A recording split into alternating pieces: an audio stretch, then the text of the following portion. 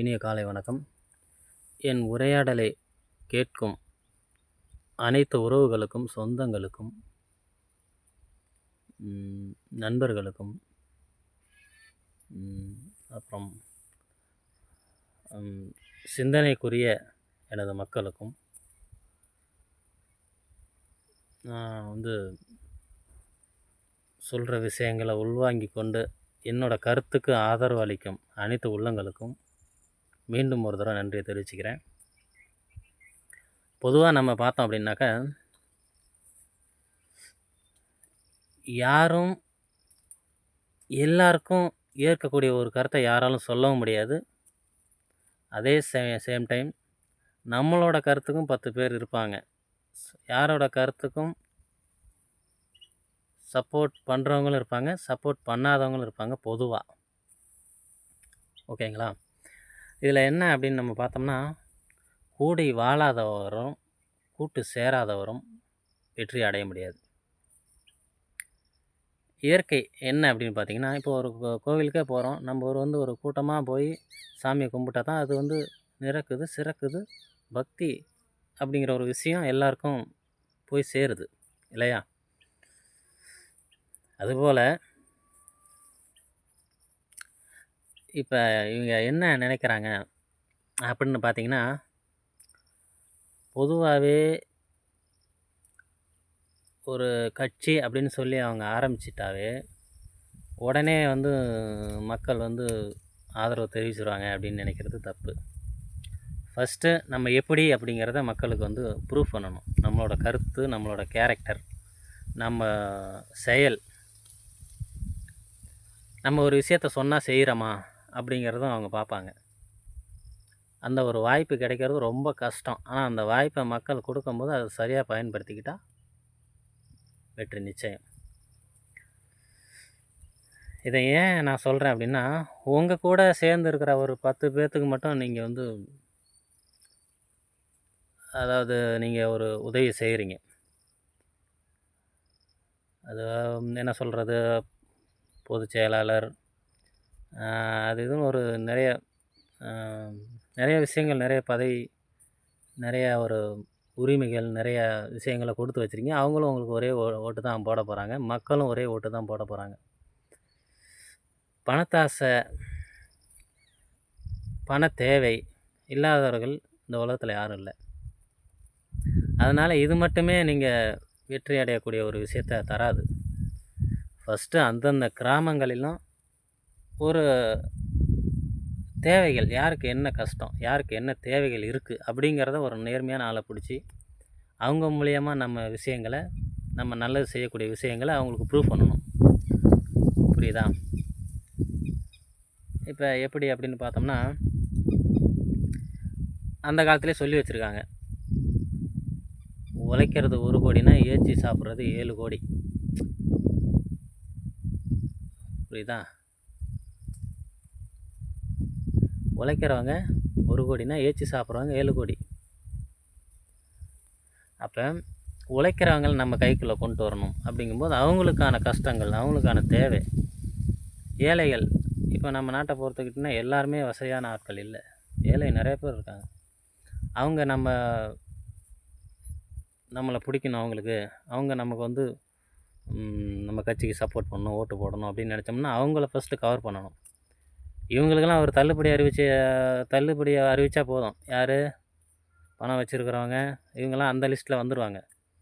First ஏழைங்களை cover பண்ண அவங்களோட கஷ்டத்தை தீர்க்கணும். நம்ம அந்த கஷ்டத்தை தீர்க்க என்ன செய்யணும், அந்தந்த கிராமத்துலேயும் ஒரு நல்ல மனுஷனை பிடிச்சி அவங்களுக்கான தேவை என்ன, அந்த ஊரில் உண்மையிலேயே யாருக்கு என்ன கஷ்டம் இருக்குது, இது மாதிரியான விஷயங்கள். இப்போ ஒரு கட்சியிலையும் ஒவ்வொரு ஓட்டு வருது அப்படின்னு சொன்னால் அது சாதாரணமாக வந்ததில்லை. ஐயா கலைஞர் அவர்கள் 70,000 கோடி தள்ளுபடி பண்ணாங்க கடனை. அதாவது எல்லா பேங்க்லேயும் உள்ள நகை கடன் அப்படின்னு சொல்லி. புரியுதா? அது மாதிரி அதுக்கப்புறம் அந்த வரலாறை யாருமே, அவர் செஞ்ச அந்த விஷயத்தை யாராலையும் செய்ய முடியல. இது வச்சோம் இனிமேலும் செய்வாங்களான்னா வாய்ப்பே இல்லை. என்ன, அந்த ஒரு விஷயத்தினால அவங்க ஜெயிச்சு இன்னமும் அவருக்கு டாக்டர் கலைஞர் அவர்களுக்கு இன்னும் நல்ல பேர் இருக்குது. அதாவது ஒரு பழமொழி சொல்லுவாங்க, "தேன் அளிக்கிறவன் உறங்கை நக்காம இருக்க மாட்டான்" அப்படின்னு சொல்லி. அதுபோல் அம்மா ஜெயலலிதா அவர்கள் அம்மா அவர்கள் என்ன செஞ்சாங்க, ஜெயலலிதா அவர்கள் அப்படின்னு பார்த்தீங்கன்னா, அவங்க வந்து 5 ஏக்கருக்கு உள்ளே இருக்கிறவங்களுக்கு தள்ளுபடி அப்படின்னு சொல்லி அவங்க ஒரு விஷயத்த அறிவிச்சாங்க. அதில் கொஞ்சம் பயனடைஞ்சவர்கள் அவங்க பக்கம் இருக்கிறாங்க. அப்போ இப்போ எடப்பாடியார் அவர்கள் விவசாய கடன் தள்ளுபடி அப்படின்னு சொல்லி அவங்க அறிவிச்சாங்க. அதில் கொஞ்சம் அவங்க இதில் இருக்காங்க. ஸோ இவங்க என்ன நினைக்கிறாங்க, பணத்தை ஓட்டுக்கு கொடுக்காதனால ஓட்டு போட்டுறாங்க அப்படிங்கிற ஒரு கருத்து, அது வந்து தப்பு.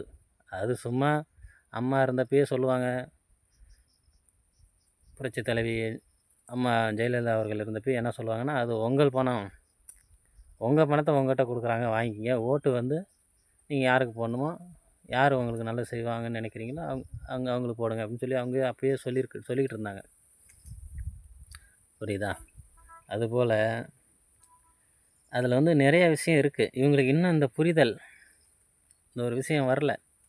இதெல்லாம் செஞ்சால் தான் ஒரு ஆள் ஒரு கட்சியில் ஜெயிக்கணும்னா ஃபஸ்ட்டு இது மாதிரியான நிறைய விஷயங்களை கவர் பண்ணி படிப்படியாக தான் வந்து வெற்றியை தொட முடியும். எடுத்ததுமே எல்லாத்தையும் நான் சாதிச்சிருவேன் அப்படின்னு வந்து சொல்கிறது வந்து அவ்வளோ சாத்தியமில்லாத விஷயந்தான். சப்போஸ் அப்படி ஒரு விஷயம் நடந்துச்சு அப்படின்னா, அது வந்து ஒரு சாதாரண புரட்சியாக இருக்காது. ஏன் இதெல்லாம் சொல்கிறேன் அப்படின்னு பார்த்தீங்கன்னா, நம்ம வீட்டுக்குள்ளேயே ஒவ்வொருத்தருக்கும் ஒவ்வொரு கருத்து இருக்குது. வீட்டுக்குள்ளே இப்போ 8 மணிக்கு எனக்கு சாப்பாடு வேணும் அப்படின்னு சொன்னால் 10 மணிக்கு தான் தருவாங்க. அதுக்கான பாடங்களை நான் எடுக்க வேண்டியது இருக்குது. என்ன சொல்கிறது, ஒரு வீட்டில் ஒருத்தங்க நீங்கள் இப்போ ஒரு ஒய்ஃப் இருக்காங்க அப்படின்னு சொன்னால் அவங்க தான் சமைக்கிறாங்க. ஸோ அவங்க சமைச்சா தான் நம்ம எல்லாம் சாப்பிட்றோம். ஒரு 6 பேர் ஒரு ஃபேமிலியில் இருக்கிறோம் அப்படின்னா, அவங்க ஒருத்தர் சமைக்கிறதுனால தான் நம்ம சாப்பிட்றோம். ஸோ அதே அந்த டைமுக்கு அவங்க சமைச்சா தான் நம்ம டைமுக்கு சாப்பிட முடியும். அதே சேம் டைம் அவங்களும் டைமுக்கு சாப்பிடணும். அவங்க ஃபேமிலியில் உள்ள மெம்பர்ஸும் டைமுக்கு சாப்பிட்டா தான் எல்லாத்தோட உடம்பும் ஆரோக்கியமாக இருக்கும். பணம் வச்சுருந்தா மட்டும் உடனே வீட்டில் வந்து அவங்க உடனே செஞ்சு போட்டுவாங்க அப்படின்னு சொல்ல முடியாதுல்ல. அவங்களுக்கான ஒரு மனசு இருக்கணும். நம்ம சமைக்கிறோம், நம்ம ஃபேமிலியை நம்ம வந்து பார்த்துக்கணும். எல்லாத்தோட உடல் ஆரோக்கியமும் நம்ம கையில் தான் இருக்குது அப்படிங்கிறத அவங்க உணரணும். அதுக்கப்புறம் அப்பா பையனுக்குள்ளேயே இவங்க சம்பாதிக்கல, அவங்க சம்பாதிக்கலைங்கிற கருத்தெல்லாம் நிறைய இருக்குது. அதனால் கருத்து வேறுபாடு நிறைய இருக்குது. ஓகேங்களா? எல்லார் கருத்துக்கும் இப்போ என்னன்னா, கட்சி விட்டு கட்சி கூட்டு சேர்றது பிரச்சனை இல்லை. அவங்களும் அவங்க கஷ்டப்பட்டு ஆரம்பித்த கட்சியில் அவங்க தான் முதலிடத்தை, அவங்க தான் தலைவராக இருக்கணும், அவங்க தான் முதலமைச்சராக இருக்கணும் அப்படிங்கிற ஒரு விஷயம் இருக்குது இல்லையா? அதில் தான் இப்போ பிரச்சனை எல்லாத்துக்குமே. அதான நியாயம்தான்.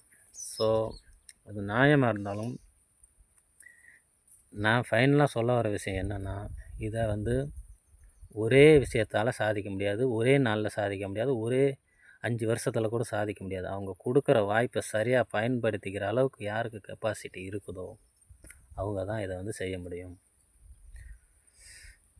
ஓகேங்களா? ஓகே, மீண்டும் ஒரு தடவை நன்றி உங்களுக்கு தெரிவித்து என்னோடய உரையாடலை கேட்ட அனைவருக்கும் மிக்க நன்றி. நான் ரொம்ப நாள் ஆச்சு இந்த பேசி வீடியோ போட்டது. ஸோ இன்றைக்கி எனக்கு ஒரு கருத்து மனசுக்குள்ளே எழுந்துச்சு.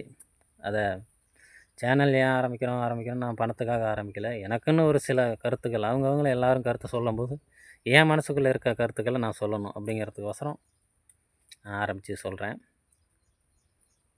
தேங்க்யூ மக்களே, நன்றி. என்னை போல் இன்னும் இருக்கிற அனைத்து விவசாயிகளுக்கும் நிறைய சிந்தனைகள் இருக்கும், ஆனால் வெளியே வராமல் இருக்குது. மண்ணுக்குள்ளே இருக்கிற வைரம் போல் அப்படின்னு சொல்லி வாய்ப்புக்கு நன்றி தெரிவித்து விடைபெறுகிறேன். நன்றி, வணக்கம். தேங்க்யூ.